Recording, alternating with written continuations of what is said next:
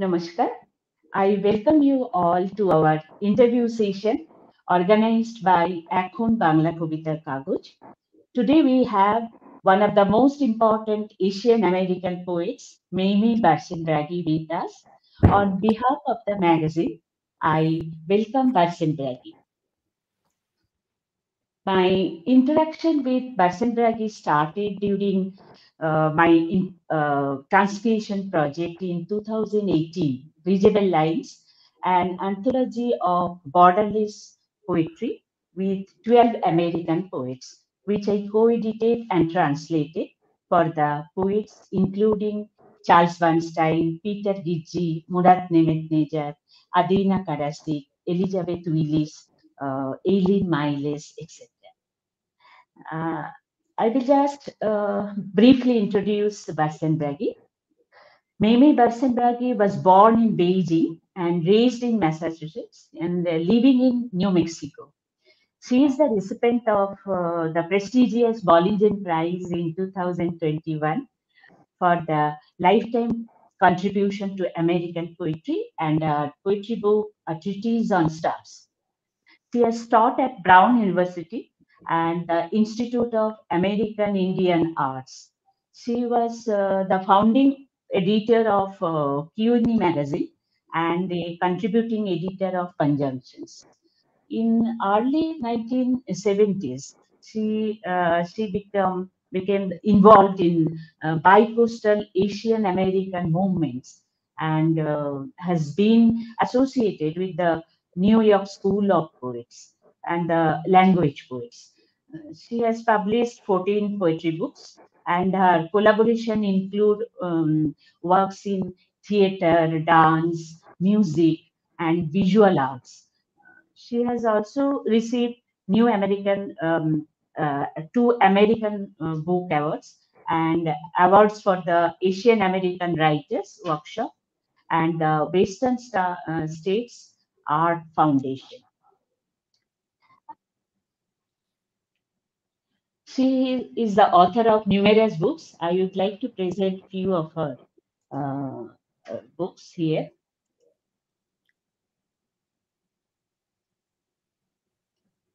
A Treatise on Stars, published from New Direction in 2020, which is the winner of 2021 Bollinger Prize and also finalist for the Pulitzer Prize. The book describes how communicating with stars being can teach us to continue our world through love and grace, the communal grace, as Barsenbrugge writes. The book was published in such a moment when the whole world was fighting with COVID virus, and her poems came to engage us very differently with the stars, with the plants, and with the cosmic world to initiate a kind of mental healing.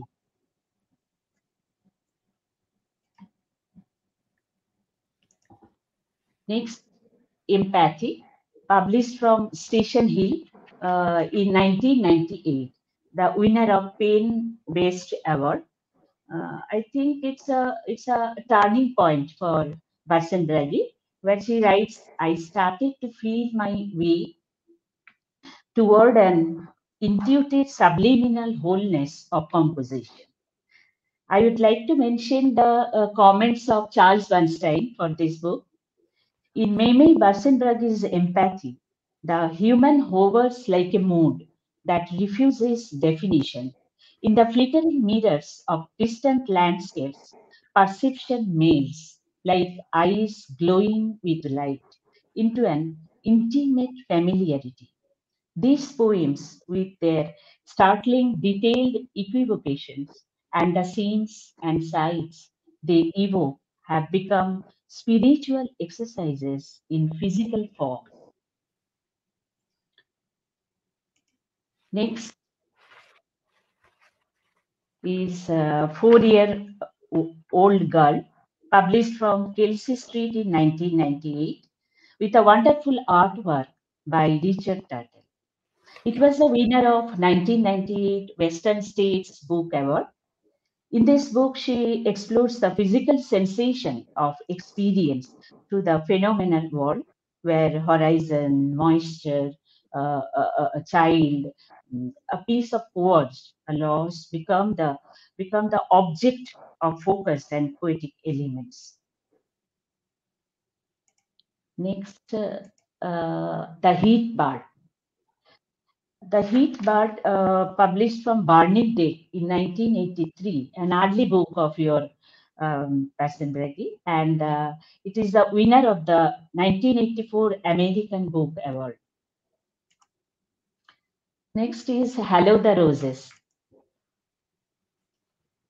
This is the first book I started reading you and translated for my anthology project, Visible Lines. And I was amazed by her active observation through her Western scientific spectacle and Eastern intuitive philosophy, and and putting her emotions into words to make her reflections musical. So now I will come back to you, Berssenbrugge. Being a Chinese, you choose to write in English, where the linguistic structures are very different, and you have become an important American poet. We would like to listen your initial formation of poetic journey with respect to this shift of linguistic reference and your collaboration work with your visual artist. Please. Oh, well, I was born in Beijing, but my father is a Dutch American, so we came to California. My mother, my father, and I when I was only 9 months old. So I always say that the first language I heard, the first language structures I heard was Chinese, and so my brains began to grow with Chinese, and then I was still a baby, and we came to English. So I never really learned Chinese, and I often think that's why I became interested in poetry, because since I started with one language and then grew in another language, there was a kind of comparison. Everything was comparable from one thing to another, or proportionate. And the way poetry is proportionate, or mathematics is proportionate. I started to write poetry in college. I'm not very good at writing discursive prose, and so I wrote my college thesis as poetry, and at that moment it became the most important thing for me.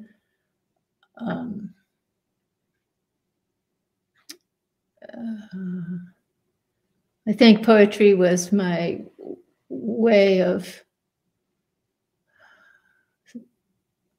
holding myself to life, that dynamic process of words coming to be born. So in my studies, I lived in New Mexico as a young woman, and I was always interested in new ways of saying things and anti-establishment ways of expression. So when I became involved with the multicultural movement in the 70s, I found a tremendous amount of energy and narrative that was heart-based. It wasn't. It was political, but the basis was that there were stories that were emotionally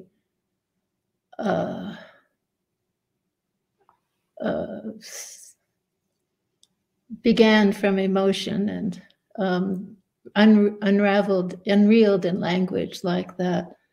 So then, because this literature of people like Leslie Silko or Simon Ortiz or Frank Chin, or because this literature was so vivid to me, then it became political. I live in a very rural part of New Mexico on what they call the High Mesa country, which is half desert and half little trees and mountains. And we've had drought now for 20 years. It's become part of my work. But because I lived by myself, collaboration became a very important way for me to engage with intimacy and with other people. So I took every invitation to collaborate very seriously. And I found that the visual arts particularly was a way of freeing the containment of language, so language could make new connections.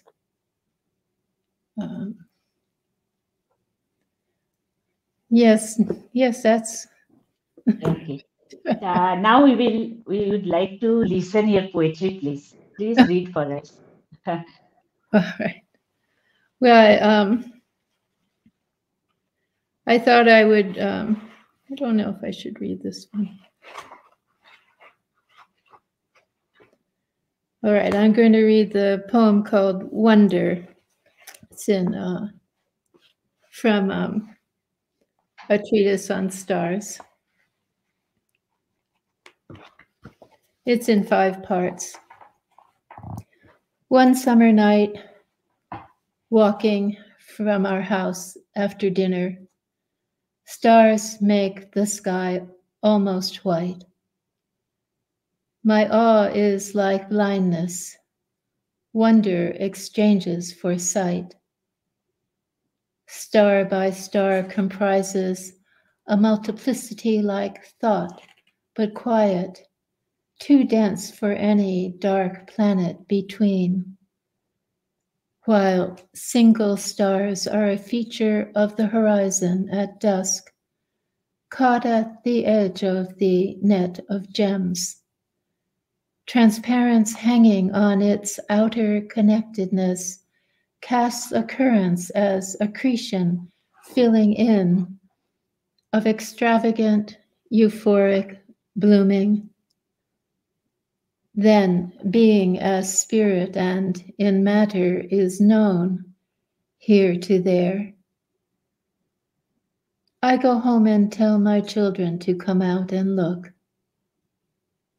The souls of my 2 children fly up like little birds into branches of the Milky Way, chatting with each other, naming constellations, comparing crystals and fire. They exclaim at similarities between what they see in the sky and on our land. So, by wonder, they strengthen correspondence between sky and home.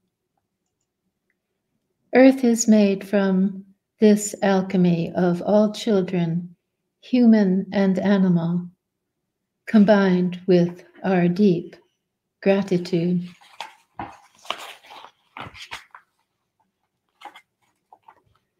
I see his dark shape moving and shifting against night's screen of stars.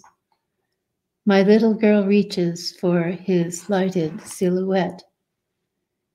Human beings are thought upward and flown through by bright birds. We believe stars are spirits of very high frequency.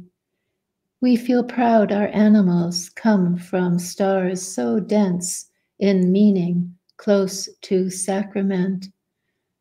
We describe passing time in stories about animals. Star movement is named for the seasonal migration of deer, wolf, hummingbird, dolphin, and as animal stars still walk among us, our snake, Olivia, for example, tells me there is no conflict between humans and rain because resource is all around us. A coyote loved night, and he loved to gaze at the stars. I noticed one star in Cassiopeia. I talked to her, and each night she grew brighter and closer until she came to life here as a corn snake, my friend. She looks like a dancer on tiptoe, stepping around pink star blossoms, surging up after rain. Constellations are experienced emotionally as this play of self through plant and animal, symbols and values. A dream atmosphere flows. Everything represented is sacred. Being moves in accord, not of time. Returning from the Milky Way, she realized crystals had fallen from her bag and looked up. My story links a journey to sky with the creation of stars, in which place accommodates becoming. Chama River flows north-south to the horizon, then straight up through the Milky Way, like water moving beneath a riverbed that's dry. Abiquiu Mountain, El Rito Creek, coyote, snake, rainbow and rain, spider and hummingbird identify equivalent spiritual placements above. So wherever we go, there is company, nurture, from every star in our regard.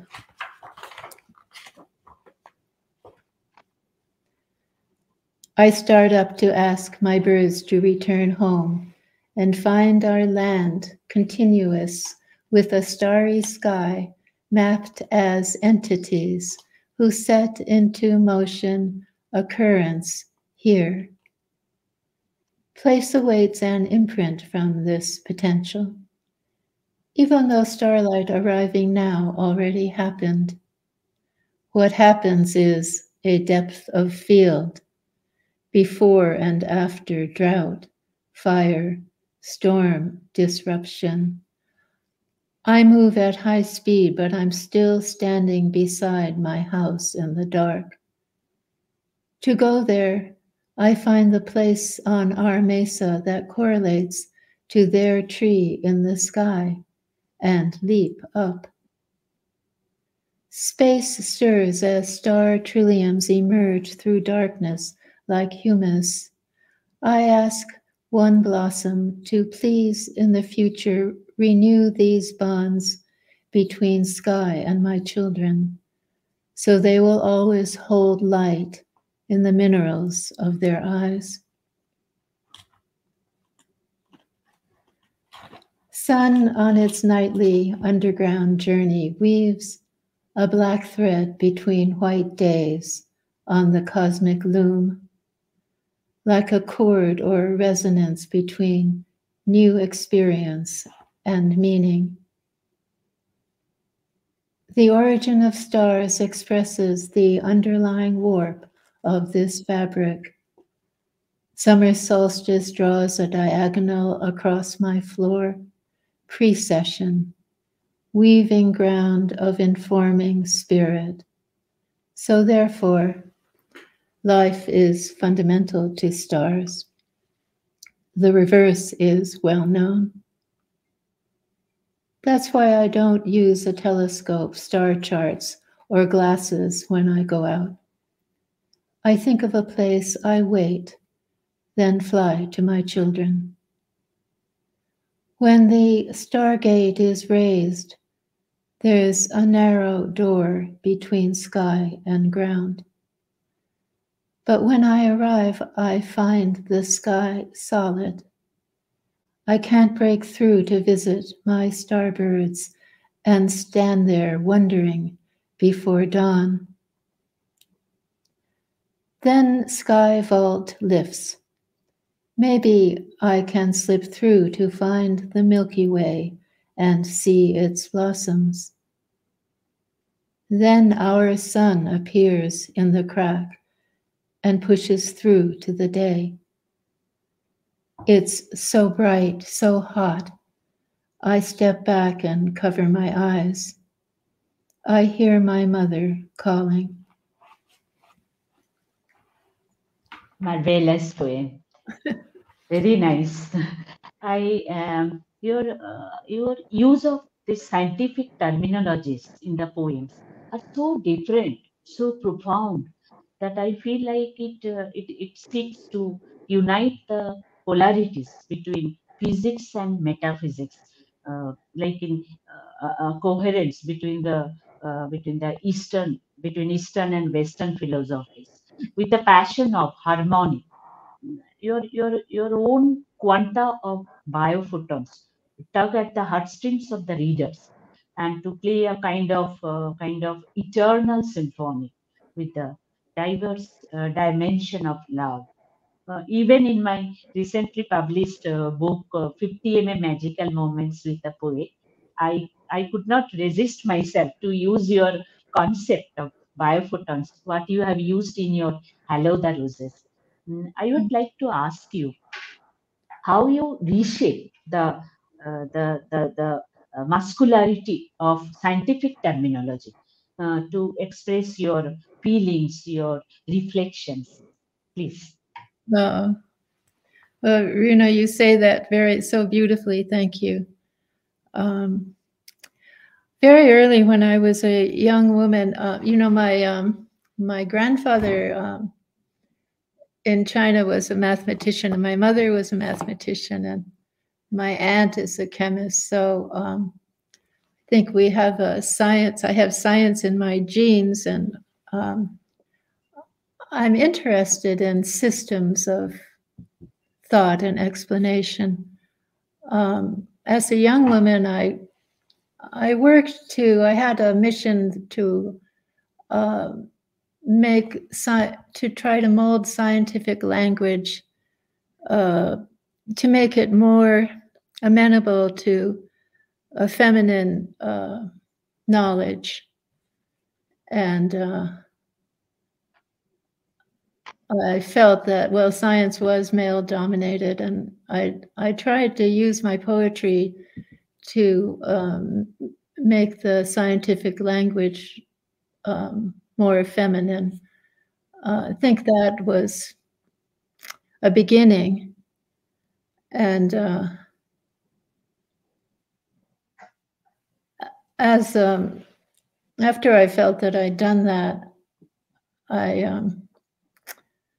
when I started to think about the quantum vocabulary or styles of thinking, I began to use the quantum as a kind of field to explore the potentiality, the potential. And that has so many similarities with Buddhist thought, which I've read a great deal of. And I think now, with so many cultures having more voice in our everyday, that the science is not, well, in my opinion, science does not have the dominance that it just once had.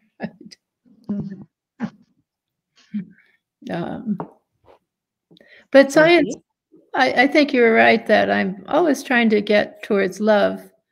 And I think that the very best science is intuitive and loving also. Okay, I am so amazed by your experience of love, by the reciprocity of seeing and being seen, to Yes. make a connection through a permeable boundaries between human and the natural world, with mind's power of receptiveness to shift the awareness from the rational mode to the intuitive mode of consciousness. I remember Bernstein's speeches that your long lines of attenuated lyrics uses language as a medium for hyper perception and expanded consciousness. With respect to this, I would like to mention our great Bengali poet Barin Ghoshal, who uses his expanded consciousness theory to create a new genre of Bengali poetry. Uh-huh. He was one of the core member of the Kaurav literary movement, which is contemporary to 70s language poetry movement. Uh, And I would like to read few sentences from his book, Kabitar Bhavishyat, Future of Poetry, thank which you. was just few lines I will like to read. In my translation, the beauty of an object or subject is not inside them, but in the relational bond of the object or subject with the outer world, created by the reflection of thoughts of one mind to the other. The active part of our consciousness, where the program and programmer of a conscious mind is seen, creates its virtual realization and virtual imagination that converts the physical experience of human into imaginary experience. So I felt a strong coherence of Ghoshal's imaginary experience with your poems in Hello the Roses. That explores the aesthetics lies in proportion, in the sense of relativity in a given time and space, where the beauty of the whole, the beauty of mind is not in uniformity but in harmony. So such a state of mind in the expanded consciousness is not produced by thought only, but is the outcome of awareness, which I would like to call meditation, when the mediator is entirely absent. So this in this context, please tell us your experience through your book Hello the Roses. Um, Yes. I was reading. There are some uh, women, or there's a movement of people who communicate with plants. Some of that started in the garden called Findhorn in Scotland, and there are other places in North Carolina where people open up their communication with plants. And I began to read some of those books, and they were opened up new worlds for me, because it was about resonance and the communication by resonance and energy, really energy waves from the heart. They've said, even scientifically, that the human heart contains as many neurons as the brain. So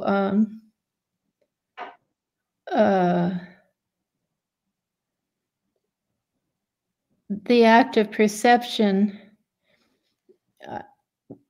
to me, I was trying to work with that. The act of perception, seeing, becomes a kind of a loving act, and it's reciprocal.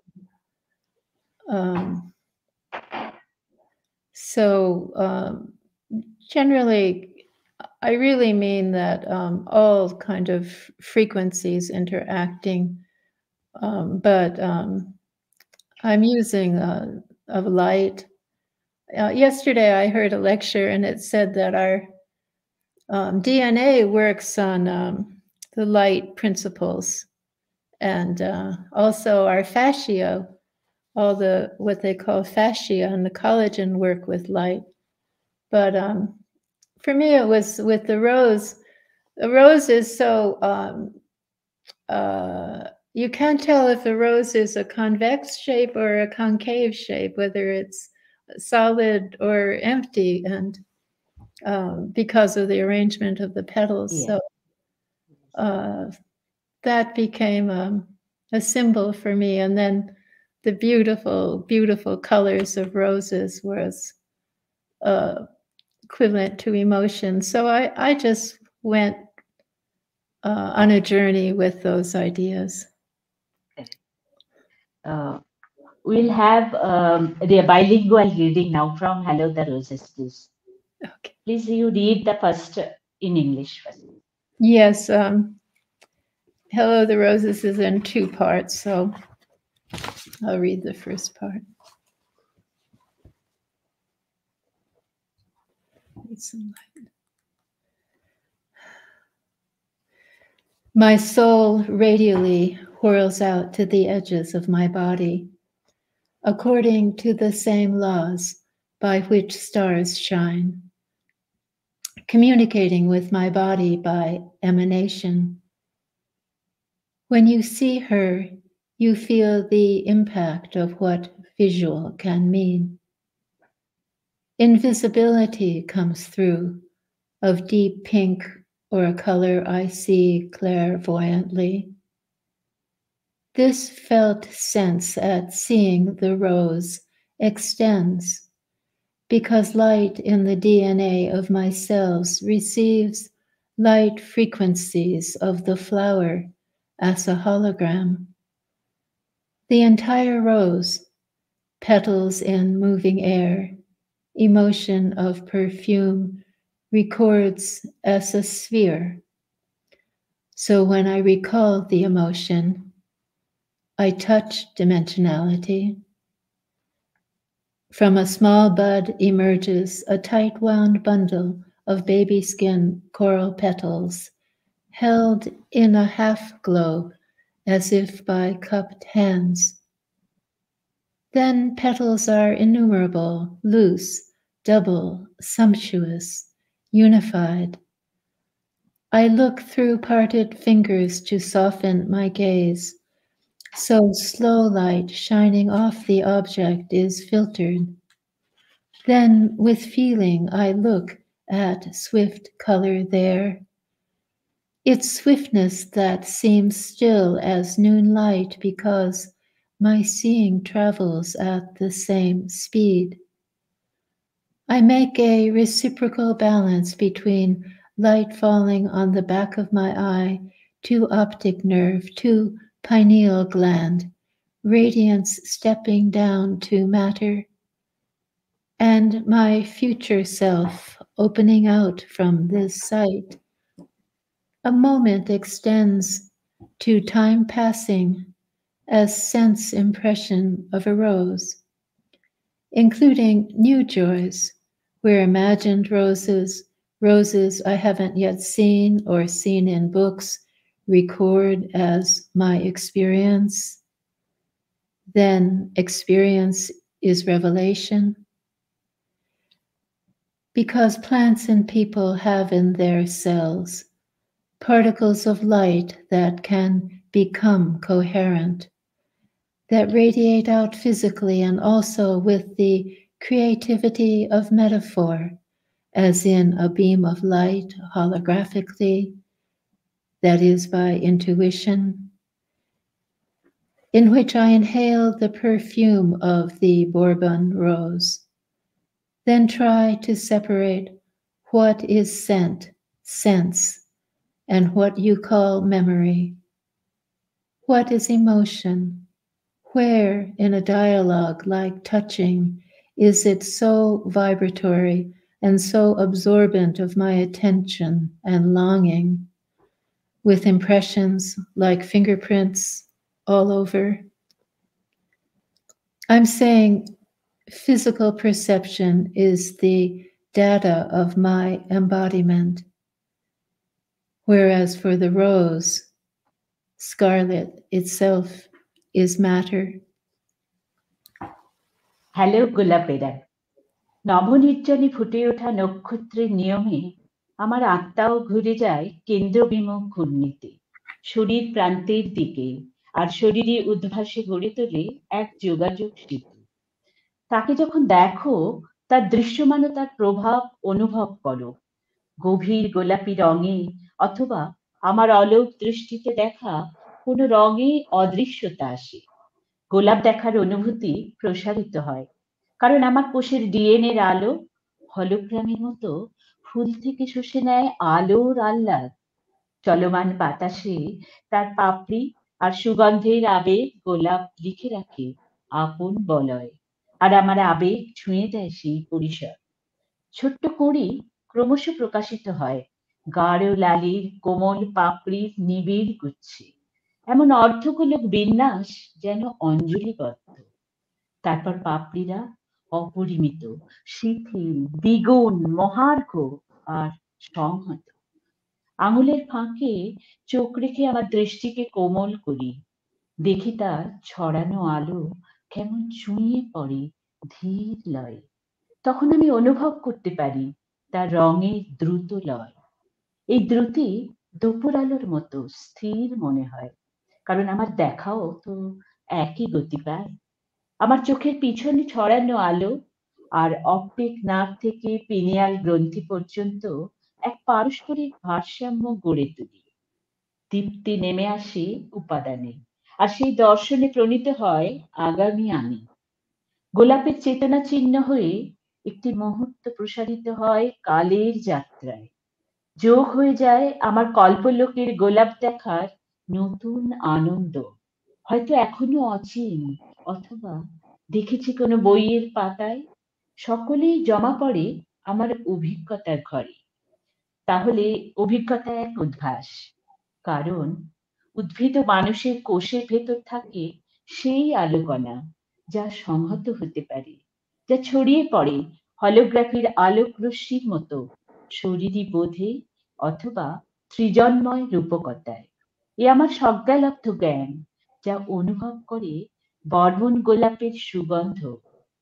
তারপর আলাদা করতে চেষ্টা করি সুগন্ধি, ইন্দ্রিয় চেতনা, আর যাকে তুমি স্মৃতি বলো, অথবা সেই আবেগ যেখানে স্পর্শের মতো এক সংলাপ আমার মনোযোগ আর আকাঙ্ক্ষায় এমন স্পন্দনময়, এমন নিবিষ্ট, যেন আঙুলের দাগ লেগেছে সর্বাঙ্গে। এই শারীরিক বোধকেই আমি মূর্ত রূপের তথ্য বলছি, আর অন্যদিকে গোলাপে তার আরক্তিমতা নিজেই একটি বিষয়। You please read the second one.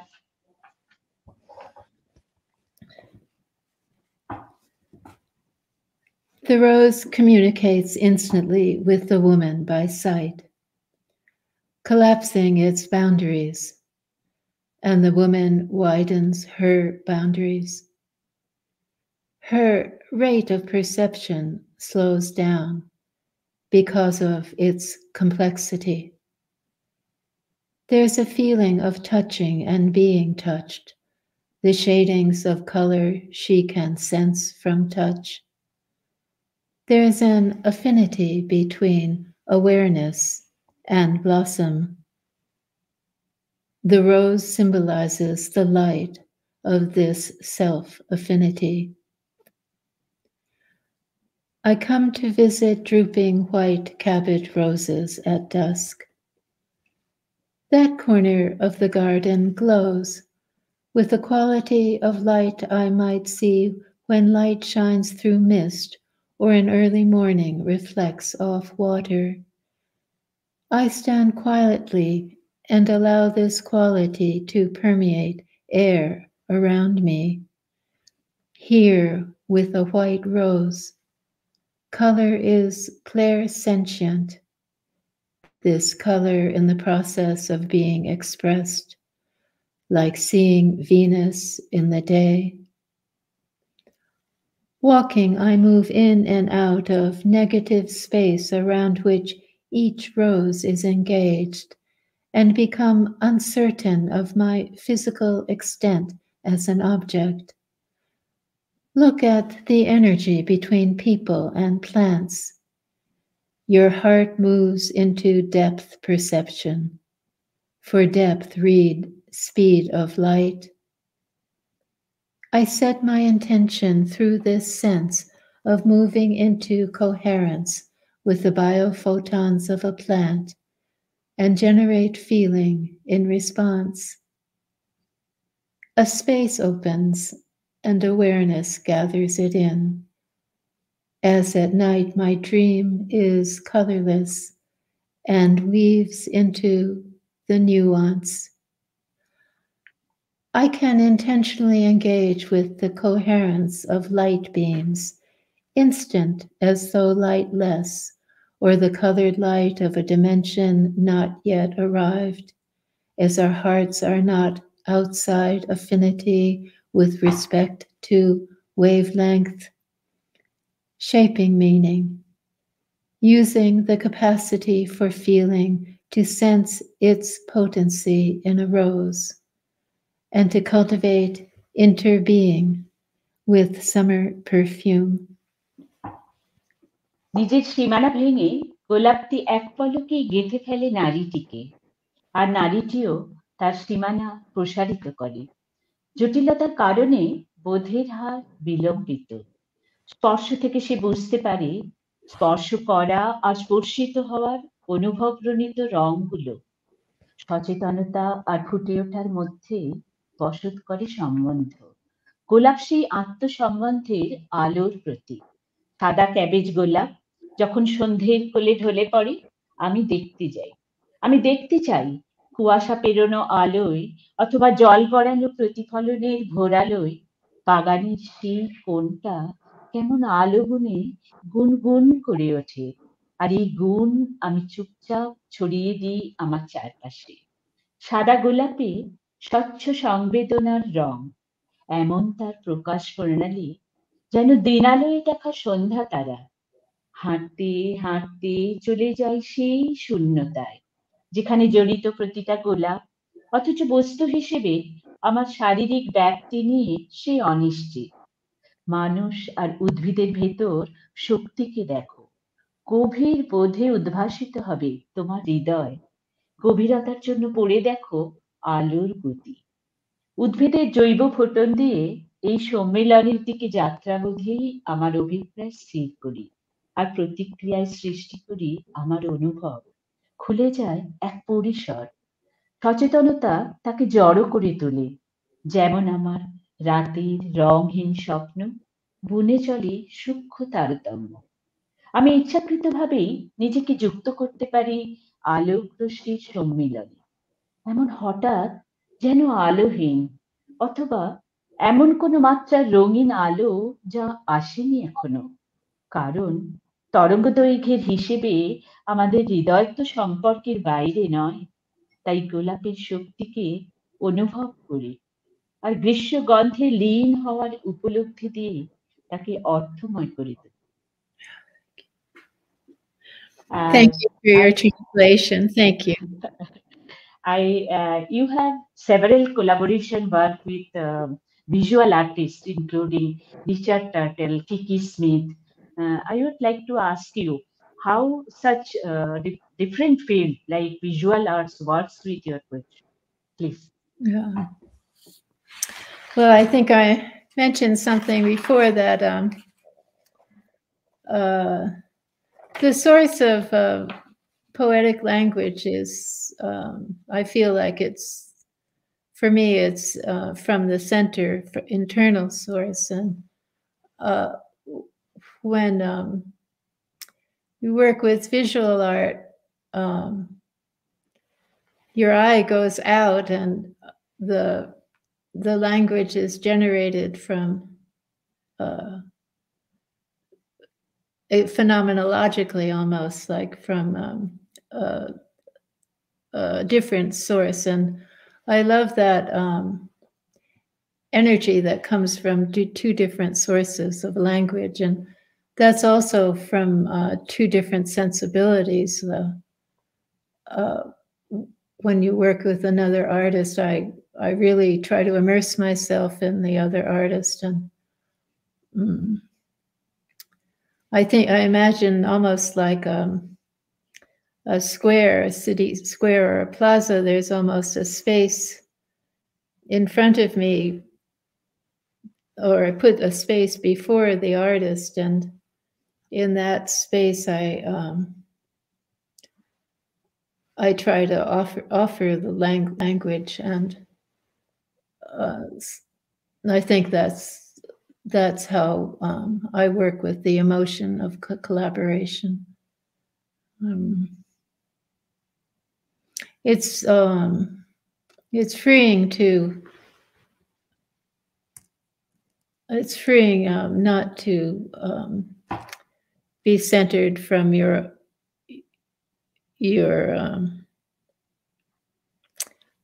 quote, like, identity or your own personality. I don't really believe in identity, so and then I've had the good fortune to work with very beautiful artists, and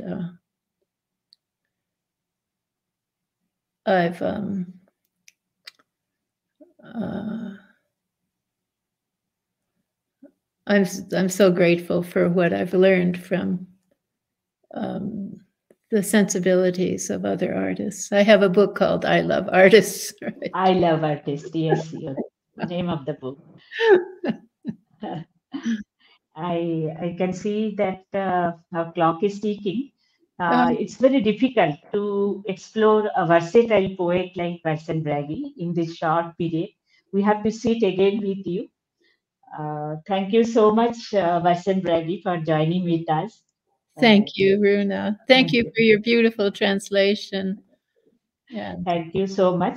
Thank you for the organizer, and our thanks to all our audience. Namaskar. Bye-bye.